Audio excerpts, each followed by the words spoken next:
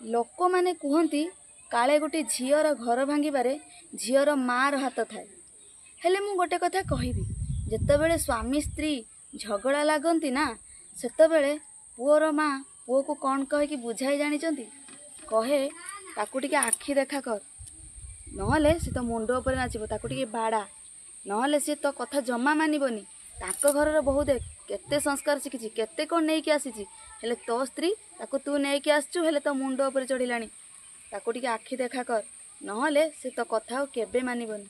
एमिति अनेक कथा कही ताको बुझाए हेले गोटे झीर माँ गोटे झील को कौन कही बुझाई जानच कहे माँ रे तू तांको कथा मानी जा तांको केबे खराब भाविबुनी से बहुत भल से माने तते बहुत भल पाइबे दिने ना दिने तते से निश्चय आपणे नेबे। आम झील मानकर जीवन देव एया आमे समस्त को मन खुशी करने ही जन्म होइचे।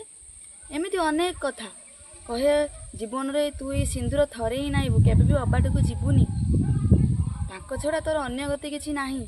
एमिति अनेक कथा कही बुझाए हेले गोटे पुओर माँ पुओर बापा एक कथा केबे भी कहंतिनी हेले से झगड़ा को आउ टिके बढ़ेवा पई नियारे घिओ ढालिला भलिया कथा कहंती।